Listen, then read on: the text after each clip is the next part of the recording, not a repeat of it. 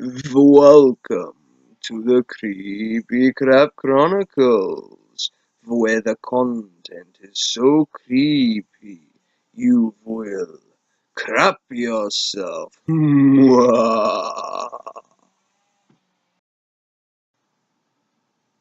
guys. Before we get this video on the road, I just wanted to make a note that this channel is actually supposed to be for exploration videos. However, we haven't been able to go exploring yet because the weather hasn't been very great lately, and on top of other things as well. But I really wanted to get a video out, so I did this narration.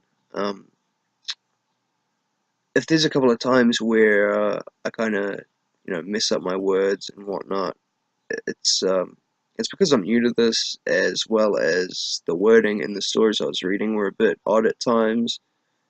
But yeah, cut me some slack, and just enjoy the video, and like and subscribe at the end. So yeah, enjoy. When I was young, I had the luxury of living close to several of my best friends. We were living within walking distance of each other, so it was convenient. One of my friends lived further than the rest, but next door to another friend of mine. To get to these houses, I had to take a shortcut through the woods, and I would emerge into this vast open field. At this point, I could see my friend's house off in the distance. I'd say it was a good 300 to 350 yards away. This field was actually connected to the road. It was technically private property, but it wasn't gated or secured. I had taken this path many times before, sometimes just to get to this field. In the spring it was truly beautiful. It reminded me a lot of the Shire from Lord of the Rings, the deep green grass that would obey the wind's command. I explored the woods right next to it a lot too. One day, as I always had done, I emerged from those familiar woods into the open field. This time I noticed something was off. It was a pickup truck, pulled up to the edge of the woods. I thought it was a little odd, but I guess it wasn't too out of place. As I walked up to my friend's house, I passed by it, eyeing it carefully. I thought about looking inside, but I didn't see anyone in there, so I didn't see the point, so I walked on past it. I kept a distance of about 40 feet, in case someone was inside and was trying to catch me trespassing. A few days later, I went back to my friend's house and took the same route as usual. This time, the small pickup was gone, and the vast field was as it always had been. Once I get to my friend's house, his mom told me a disturbing story. A man had driven his truck into the field behind their house, wrote a suicide note, and shot himself inside the truck. I'm so glad I didn't look inside, but I shudder when I think that I walked past a dead human being.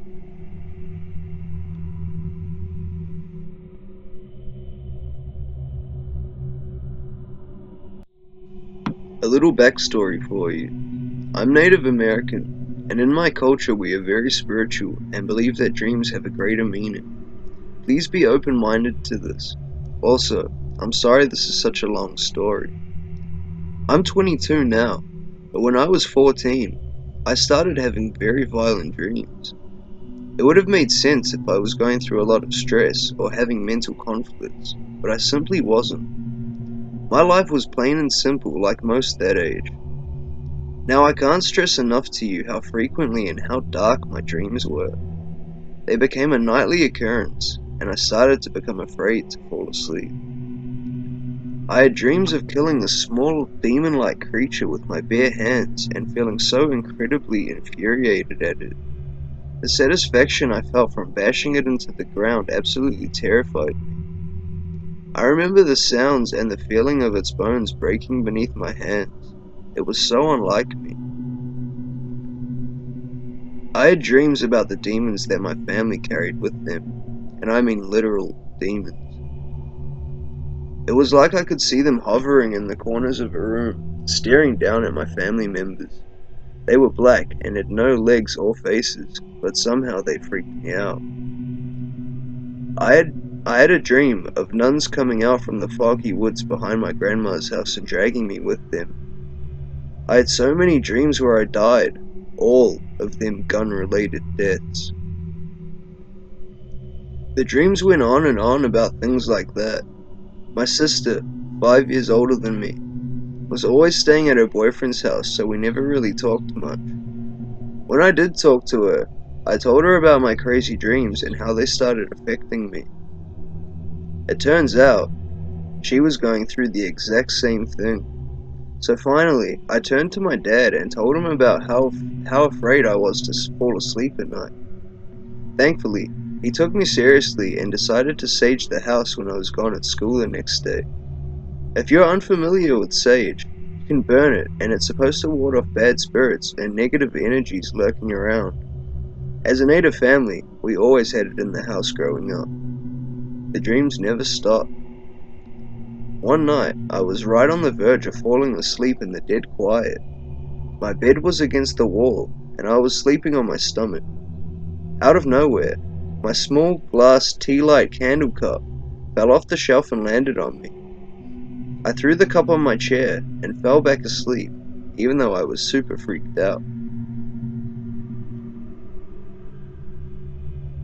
I had a dream about one of the neighbor kids' moms dying, and a couple days later she actually died in real life.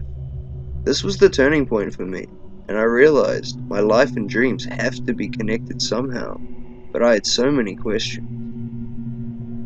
My sister had a dream about a fallen soldier's funeral in a very distinguishable place surrounded by pine trees. I told my dad that weird things were still happening, so he had a spiritual advisor and his girlfriend/wife come to talk to me and my sister. They were in town because my mum's uncle was dying in the hospital, and we had a small ceremony for him with his family.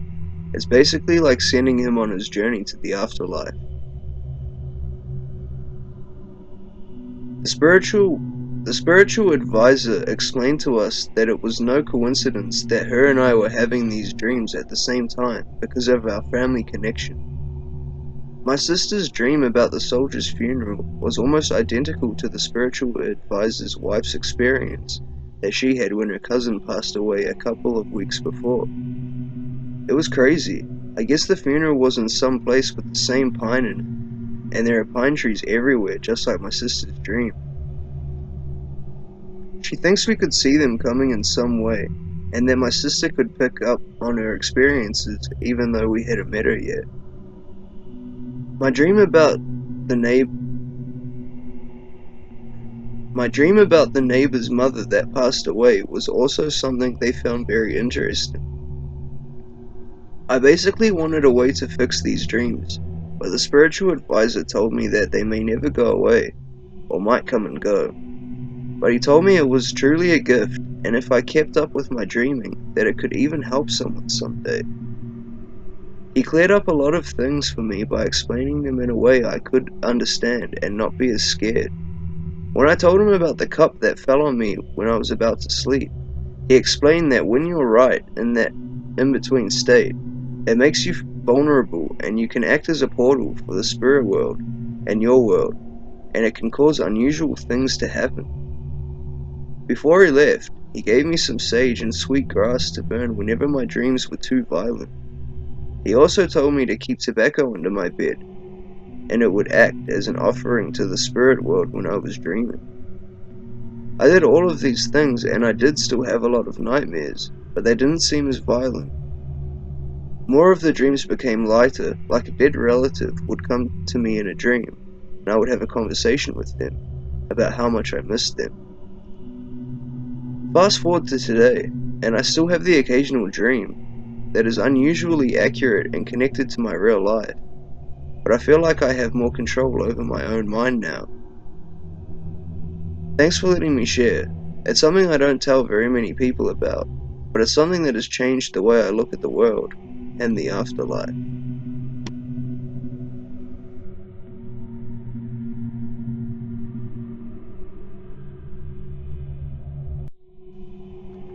Okay, so I've never really posted anything on here before, But something happened to me and my boyfriend last night that I really think belongs on here. I want everyone to know that the guy I'm going to be telling you about has been a pretty good friend of ours for the last 10 months and has been alone with us many times prior to just last night. On January 28th at about 1:30 a.m, my boyfriend, we will call him Nick, gets a text from our friend, James. It was 1:30 a.m. in the morning, so of course we did not respond, but Nick did text him once we woke up to see what was up. Now to fill you in, at this point we have not heard from James in almost 2 months, so we were excited when he hit us up. We always liked hanging out with him. James doesn't text us back until about 6:20 p.m. that night. He asked Nick if we would like to go on a cruise. Of course we said yes and told him we would be there by 7 p.m. We pull up to James's house about 7:03 p.m. and he comes out and gets in the back seat behind me. We then went to the gas station across the street from his place so my boyfriend could get some gas before we went. Okay, so here's where it starts to get really weird. While Nick is inside paying for gas, I'm sitting in the car with James. I can hear him laugh to himself a few times, here and there, and then he starts to growl, like honest to God, growl, then laugh. I was playing some music on my phone, and something about Xanax came up, and he said, "Yep, pop a Xan, and then chop, chop, chop," and chuckled. I didn't think much of it. Maybe he took Xanax or something.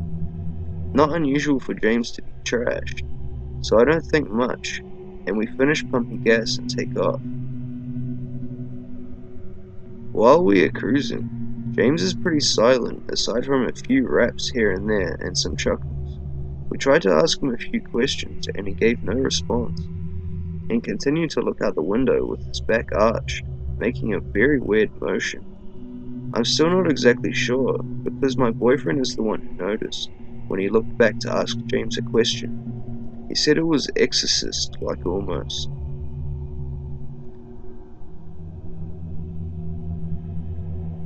As we keep driving, James asks me for a drink of my soda. I handed it back and he asked, "Have you already drank from it?" I said yes, which he followed with ooh. Then held it for a bit and handed it back. It was odd because he had drank after me before, but I blew it off. So then Nick chimes in and starts talking about his tire pressure and how the light for it came on when he doesn't downhill, and he didn't get why. James became aggravated, saying that what Nick was saying didn't make any sense, and it was clear as day, but whatever. I had never heard James be rude like that, especially not to Nick, and then it gets a little worse. "Hey, you guys know where I want to go?" James yells over the music. We turn it down and Nick humors him. "Old Cemetery Road. Know where it's at?" Nick was silent for a minute and then told James to give him directions. "Turn around and go left. It's gonna take a minute to get there, but we're okay." We drive for a while and I start to notice different county signs. We were going further than I had really been, and there were less and less houses as we went, and more trees and black. "You know Christ is my brother, right? I am the brother of Christ. You get that, right?" It takes a second, but I soon realize that James is talking to Nick. "Yeah, I can get that, man," Nick says while wiping one of his hands on his jeans. That was one of my first signs he was feeling what I was. "I don't think you do though. I don't think you can. You can't read my mind. I see what you're trying to do, but you can't read my mind. Can't play me like a fool." We stopped for a sign and I asked, "What the fuck are you talking about?" "I talk about a lot of things. Take a right." At this point the tension in the car is too much and Nick tells James that we have to be home by 8:30 p.m. and that he was expecting us. "It's good, bro. You're just dropping me off here. I know how you are about going home." Then he's silent. Then he says, "Better hurry. Only 14 minutes left. Better drive faster if you want to make it home on time. Only 14 minutes." At this point I'm terrified, and then his voice raises. You know what your problem is, Nick? You stand for everything I don't. Your hate is killing me. You have no idea what's about to happen to you guys. The things that are about to happen are indescribable. It is just indescribable what's about to happen to you. Indescribable. Right as he said that, a car came around the corner. Whoa, stop the car! Get the fuck out, James! I yelled. Nick had stopped the car at this point and had his driver's door open so that the lights came on and the other car couldn't pass and would stop by us. Seriously? He said. Yes, seriously, you're freaking us the fuck out. Okay, I'll get out. James opened the door and got out, then began walking the same way we had been driving, still heading towards that road he wanted us to go to. I clicked the lock button and Nick turned the car around as fast as he could on a gravel road. As James walked away, I noticed he pulled something out of his pocket and held it at his side. I immediately looked forward and we took off. The whole way home was just us basically rambling about how James had just tried to kill us. There was no doubt in our minds that he had indescribable plans for us. We got home to Wi-Fi and Google mapped where he was taking us. Turns out it's a real road and we were only about 2 miles from it. Old Cemetery Road. It was about 1 mile with just one house at the end, and an old cemetery on a path somewhere in the middle. James had mentioned we were just leaving him there, just dropping him off, and he had also said he didn't have a phone, but he had Snapchatted us to hang out. So why would he want to be just left on this road in the cold with no phone to contact anyone? Nick and I notified the police and are still in the process of making statements. Turns out about 6 years ago, James had locked himself in his room for a week, and when his parents got him out, he was proclaiming to be God himself, and he was quickly sent to rehab and given medication for his schizophrenia. Also found out he has been back on meth, and officers said meth with skits really doesn't mix well, ever, and it sounds like maybe James has been up too long. I don't know what was at the end of that road or what James had planned for us there, but one thing is for sure, we were not just dropping him off. He had something or someone, or maybe even multiple someones waiting. James, I don't know why you did it, but please, let's never meet again.